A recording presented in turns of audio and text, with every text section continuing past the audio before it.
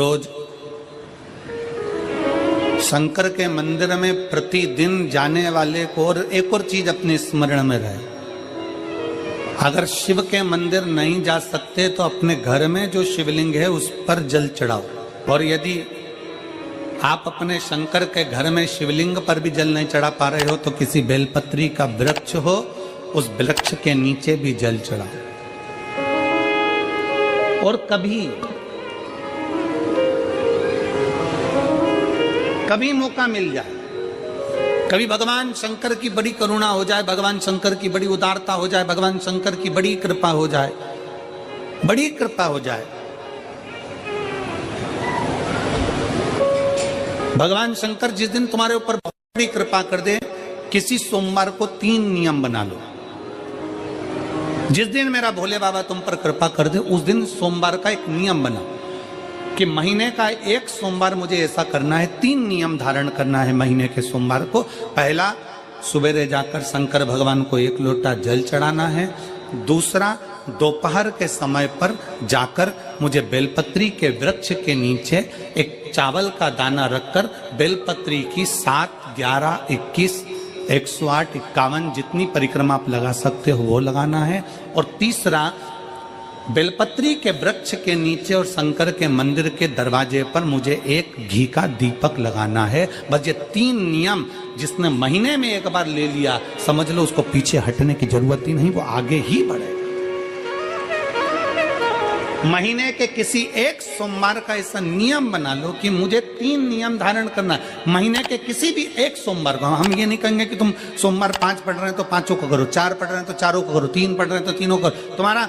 तुम तो महीने का एक सोमवार का नियम बना। और मेरी जीजियों से, मेरी बेटियों से जो विदेश में रह रही हैं, जो कहीं बाहर रह रही हैं, कहीं बड़े शहर में रह रही हैं, जो रोज मंदिर नहीं जा सकते, हर किसी महीने के एक सोमवार को भी ये नियम निर्धारण थे, तो उनसे कहेंगे कि 3 महीने में एक सोमवार का नियम बना लो। 3 महीने में नहीं बना सकते तो 6 महीने में एक सोमवार का नियम बना लो। और 6 महीने में नहीं बना सकते तो 1 साल में एक सोमवार का ऐसा नियम बना लो कि मैं साल का एक सोमवार ऐसा रहूंगी कि सुबह सोमवार के दिन मंदिर में जाकर जल चढ़ाऊंगी, दोपहर में जाकर बाबा को एक अक्षत का दाना रखकर, अक्षत का मतलब है कि बाबा मेरी दिनों दिन उन्नति करना। बेलपत्री के वृक्ष के नीचे जो अक्षत रखा जाता है वो उन्नति के लिए रखा जाता है। शंकर के शिवलिंग पर जो अक्षत रखा जाता है वो रोग मुक्ति के लिए रखा जाता है। अशोक सुंदरी पर जो अक्षत रखा जाता है वो संतान प्राप्ति के लिए रखा जाता है। षडानंद कार्तिकेय की ओर जो अक्षत रखा जाता है वह हमारे बच्चों की सुख समृद्धि के लिए रखा जाता है। विनायक की ओर, गणेश जी की ओर जो अक्षत रखा जाता है वो हमारे घर में कोई मंगल कार्य आ जाए उसके लिए रखा जाता है। और जो पीठिका होती है जिसपे शिवलिंग रखा होता है, पार्वती जी का हस्तकमल, उस पर अक्षत रखा जाता है तो नारी के अखंड सौभाग्य के लिए रखा जाता है। अक्षत रखने का भी तरीका है। एक चावल का दाना कहाँ रखा जाता है, क्यों रखा जाता है, कैसे रखा। अब कई लोग कहते हैं गुरुजी ये शिव महापुराण में आप ये नियम बताते हो, तरीका बताते हो। हम तो उनसे कहेंगे डॉक्टर के पास जाओगे तो डॉक्टर भी गोली लिखकर ये नहीं कह देगा कि ये सारी गोली एक साथ खा जा। डॉक्टर भी कहेगा ये गोली सुबह खाना है, ये गोली शाम को खाना है, ये गोली दोपहर में खाना, ये गोली भूखे रहकर खाना। बोलो सही है कि गलत है? ये रात्रि को खाना खाने के बाद खा लेना, ये खाना खाने के पहले, ये नाश्ते के पहले। और सुनो, ये दवाई, ये वाली पीछे वाली जो दवाई लो ना इसको दूध से लेना, ये वाली जो दवाई लो ना इसको पानी से लेना। और सुनो, ये डब्बी है इसको पानी में मिलाकर फिर पीना। दवाई लेने का भी तरीका है, उसी तरह शिव महापुराण में एक एक अक्षत का भी तरीका है और एक एक बेलपत्री का भी तरीका है। अब मान लो कई लोग कहते हैं गुरुजी आप ये तरीका बताते हो शिव पुराण के माध्यम से, कई लोगों के मन में संशय जागता है, तो अगर हम एक साथ चावल चढ़ा दे तो उसका क्या तरीका है? तो हमारा निवेदन है डॉक्टर जो दवाई ले एक ही बार में निपटा जाए, एक ही बार में खा ले। दवाई एक बार में पूरी खा गए असर नहीं करेगी, इसमें डॉक्टर का कोई दोष नहीं है। उसने तो बताया था ऐसे लेना, ऐसे लेना। और तुमने, मैं डॉक्टर साहब ने पूछा दवाई पूरी ली, शाम की दवाई भूल गई थी, सवेरे की दवाई भूल गई थी, ये दवाई भूल गई थी। डॉक्टर कहेगा हमने तो नियम बताया तब तुमने नहीं खाई, तो असर कहाँ से करेगी? तुम असर कब करती है? जब हम पूजन के तरीके को जान जाएं, जब हम अर्चना के तरीके को जाएं। आप साल भर का एक सोमवार निकाल लो, 6 महीने का एक सोमवार निकाल लो, 3 महीने का एक सोमवार निकाल लो, महीने का एक सोमवार निकाल लो, अपने से दिल में बन जाए तो एक सोमवार ऐसा निकालो जिसके 3 नियम धारण हो। पहला, उसी सोमवार जिसको कर रहे हो उस दिन सुबह जल चढ़ाना। दूसरे, दोपहर के समय पर जाकर बेलपत्री के वृक्ष के नीचे एक चावल का दाना रखना और परिक्रमा बेलपत्र की जितनी तुमसे बन जाए, जितनी तुम्हारे शरीर की कैपेसिटी हो, जितना तुम्हारा शरीर चलते बन जाए। हम तो ये भी नहीं कहते कि तुम भूखे रहकर भगवान का भजन करो, हम कभी नहीं कहते। हम तो यहां तक कहते हैं, हमारे पुष्टि मार्ग में यहां तक कहा गया कि वल्लभ कुल की एकादशी करो, भले बकरी जैसे चरो पर एकादशी करो। हम तो यहां तक कहते हैं कि बहुत समय से कल मेरी एकादशी है, एकादशी है, एकादशी है, एकादशी है, पूरे घर को हिलाकर रख दिया, एकादशी है, एकादशी, एकादशी है। बहू टेंशन में, बेटा डिप्रेशन में, पति पपीता ला ला के, सेव फल ला ला के, मूंगफली का दाना ला ला के, काजू कतली ला ला के, सेव फल ला ला के, और सारा सामान, साबूदाना और खिचड़ी और ना चिप्स ना जाने क्या क्या ला ला के, बेचारा पति एकादशी आती है वो नौमी से चिंता में पड़ जाता है।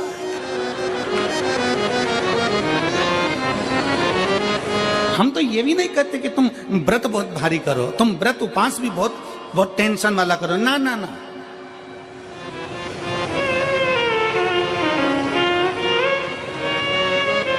अपने को व्रत उपास भी इतना बहुत बहुत भूखे रह रहे हो, बहुत प्यासे रह रहे हो और मालूम पड़े कि भगवान हमें मिलेगा, भगवान हमें मिलेगा।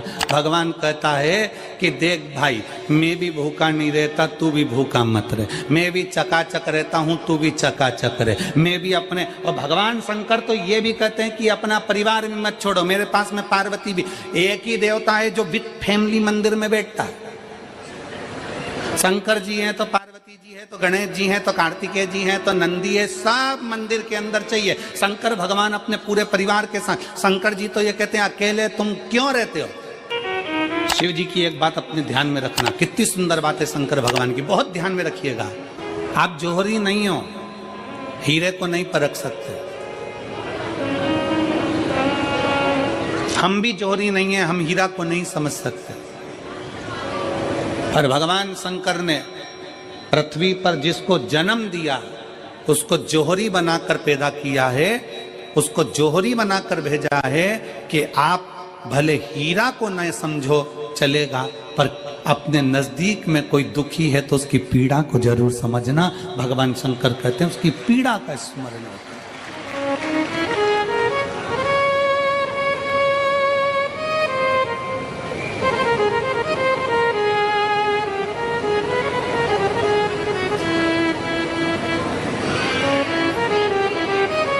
हीरा को समझो ना समझो पर पीड़ा को जरूर समझिए,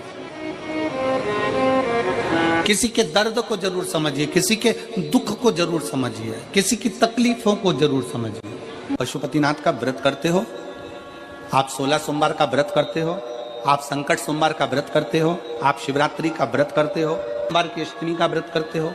उन व्रतों में सारे व्रत करो, मना नहीं है, पर उस व्रत में अपना पूर्ण समर्पण परमात्मा के प्रति रखो। केवल खाना छोड़ा है, अन्न छोड़ा है, भोजन छोड़ा है, और दिन में सुबह से लेकर शाम तक 2-3 बार तुमने कुछ ना कुछ पाया है, वो व्रत हो सकता है आपकी दृष्टि में, पर हमारी दृष्टि में व्रत कौन सा है। शिव महापुराण की कथा कहती है कि सुबेरे आपका व्रत चालू हुआ, दूसरे दिन ब्रह्म मुहूर्त तक जो आपका व्रत आपने रखा है, भगवान का जो व्रत कर रहे हो, उस व्रत में एक बात अपने अंदर उतार कर रखो कि इस दिन मैं अपने मोबाइल का त्याग करती हूँ, पूरे दिन मैं मैसेज नहीं पढ़ूंगी, मैं देखूंगी नहीं, मैं अपशब्द नहीं कहूंगी, मैं जानूंगी नहीं। दूसरा, आज के दिन मेरा व्रत है, आज 1 महीने में, 15 दिन में, 2 दिन में, 20 दिन में मैंने अगर किसी से भी अपशब्द कहा होगा, आड़ा टेढ़ा कहा होगा, तो सबसे पहले आज व्रत वाले दिन मैं उसको सॉरी कहूंगी, क्षमा मांगूंगी और अपने हृदय से लगाने का प्रयास करूंगी। व्रत है। व्रत का तीसरा अंश, आज मेरा व्रत है, मैं आज के दिन किसी को भी अपशब्द नहीं बोलूंगी, किसी के लिए आड़ा तड़ा नहीं बोलूंगा। आज जितना बन सकेगा मैं सात्विक जीवन जीऊंगा। चौथा, आज मेरा व्रत है, आज के दिन मैं झूठ नहीं बोलूंगी, ना झूठ बोलूंगा सुबह से लेकर शाम तक। और पांचवा, आज व्रत वाला दिन है, जितना फलार मैं करूंगी उसका पैसा जोड़ूंगी कि 15 रुपए का मैंने साबुदाना खाया, 10 रुपए का बटाटा खाया, ये खाया वो खाया, सारा हिसाब लगाकर 55, 60, 70 रुपए जितने होते हैं उसमें से एक अंश निकालकर मैं उसका एक भाग किसी गौशाला में जाकर गाय को चारा जरूर दूंगी। आपका व्रत, आपकी साधना, आपका तप, आपका बल, आप कैसा कर रहे हैं? केवल भूखे रहने पर भगवत पद की प्राप्ति नहीं होती। शिव महापुराण की कथा कहती है कि भूखे रहने से भगवान की प्राप्ति नहीं होती। शिव पुराण की कथा कहती है भगवान को पाने की भूख बढ़ाने से भगवान की प्राप्ति होती है। भीतर से परमात्मा को पाने की भूख बढ़ाइए, भगवान को पाने की भूख बढ़ाओ भीतर से।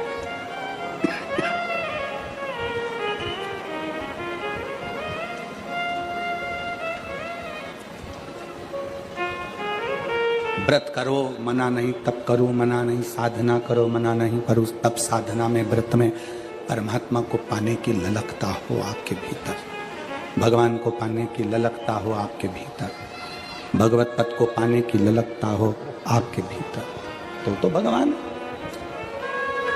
महापुराण की कथा एक बड़ी सुंदर बात कहती है, व्रत आप करते हो, उपास आप करते हो, नियम आप लेते हो, पूरा किसको करना पड़ता है? तुम्हें नहीं। व्रत आप करते हो, उपास आप करते हो, नियम आप लेते हो और पूरा देवाधिदेव करते हैं, भगवान शंकर करते हैं। बस इतना जरूर याद रखें कि जैसे कुछ प्राप्त हो भी गया तो शिव को धन्यवाद देकर शंकर के दरवाजे पर जाते रहना, यह हमारा कर्तव्य है। एक बहन जी ने पत्र लिखा था कल, उस पत्र में बहन जी ने लिखा कि शिव महापुराण तप का मतलब क्या होता? चलिए उपास का मतलब बताओ। खाना छोड़ देना व्रत नहीं है, दूसरे का धन छुड़ाकर खाना छोड़ देना व्रत है। शिक्षा दे देना, किसी को चिकित्सा की जरूरत है उसकी चिकित्सा में थोड़ा सा धन लगा देना, कोई रोते हुए के आंख के आंसुओं को पोंछ देना, किसी के दुख में खड़े होकर उसको खुशियां प्रदान कर देना, ये दुनिया का सबसे बड़ा व्रत है, सबसे बड़ी साधना, सबसे बड़ा तप। मन साफ है तो सारी गलतियां माफ है, और अगर मन ही साफ नहीं है तो गलती कौन माफ करेगा भाई? हम भी तो अपनी जिंदगी में एक नियम बना सकते हैं कि मैं श्री शिवाय नमस्तुभ्यम का जाप करूंगी, मेरी कॉलोनी में कोई शंकर जी का मंदिर है, हम 5-10 महिलाएं प्रत्येक सोमवार को 10 मिनट बैठेंगी, शाम के समय प्रदोष काल में 6 बजे 6:30 बजे बैठेंगे, 6:45 बजे 15 मिनट बाद उठ जाएंगे, श्री शिवाय नमस्तुभ्यम का जाप करेंगे, शंकर जी को भोग लगाएंगे। अगर एक हफ्ते में 5 सोमवार पड़ते हैं तो 5 महिलाएं अपना नियम बना ले कि आज का प्रसाद थोड़ा सा, कुछ भी शक्कर, खड़ी शक्कर, कुछ भी मैं लेके आऊंगी, माँ भोग लगाएंगे, अपन 5 मिलकर श्री शिवाय नमस्तुभ्यम जपेंगे, प्रसाद बांट देंगे, अपने घर चले जाएंगे। ज्यादा ढोंग प्रपंच नहीं, दिखावा नहीं, कोई एक नियम। हमारे नजदीक में शंकर जी का मंदिर है, हफ्ते में एक बार नियम बनाएंगे, उस मंदिर में सफाई करेंगे, हफ्ते में एक बार नियम बनाएंगे, अपने नजदीक के शंकर के मंदिर को साफ करेंगे, क्लीन करेंगे। एक नियम अपने अंदर बनाओ शिव के प्रति।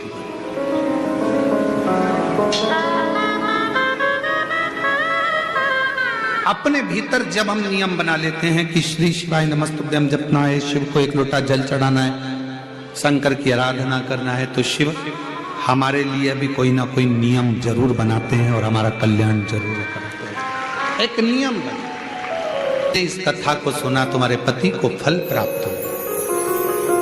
कलिकाल में संसार में जो शिव महापुराण की कथा को सुनता है, श्रवण करता है, करवाता है, बाजता है, सुनता है, वो जितने जीव इस कथा को श्रवण करने आते हैं केवल उनका ही नहीं, उनकी 71 पीढ़ी का कल्याण शिव पुराण की कथा कर।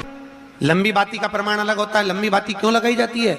भगवान के मंदिर में दीप में, देवियों की पूजन में, लक्ष्मी की वृद्धि के लिए। कौन से देवता के यहाँ लंबी बत्ती लगती है और कौन से देवता के यहाँ गोल बत्ती लगती है, उसका भी प्रमाण वर्णन। किसी देवी की पूजन करो तो लंबी बत्ती आती है, कुल देवता की पूजन करो तो लंबी बत्ती आती है। किसी मंदिर में किसी देवता को लगाने जाओ तो गोल बत्ती लगती है, उसका भी प्रमाण है। लंबी बत्ती जहां लगाई है, अगर लक्ष्मी के सामने लगाई है तो लक्ष्मी की लंबाई बढ़ती है, लक्ष्मी की वृद्धि बढ़ती है। अगर कुल देवता के नाम की लगाई है तो वंश की वृद्धि होती है। इसलिए हमारे यहाँ अमावस्या पूनम को जो पाटे माटे भराते हैं उसमें गोल बत्ती नहीं लंबी लगाई जाती है, जिससे हमारा वंश बढ़े। नवरात्रि में देवी जी की जो बाती लगाई जाती है वो लंबी लगाई जाती है, गोल नहीं। क्यों? क्योंकि जिससे माँ हम पर कृपा बनाकर रखे, हमारा वंश खूब बढ़े, हमारे यहाँ लक्ष्मी की वृद्धि हो। स्थिर बाती, गोल बाती लगाई जाती है ब्रह्मा के मंदिर में, इंद्र के मंदिर में, देवता के मंदिर में। तुलसी के सम्मुख में लंबी बाती नहीं लगती, तुलसी के सम्मुख में गोल बाती लगाई जाती है महाराज, जिससे स्थिरता का भाव केंद्रित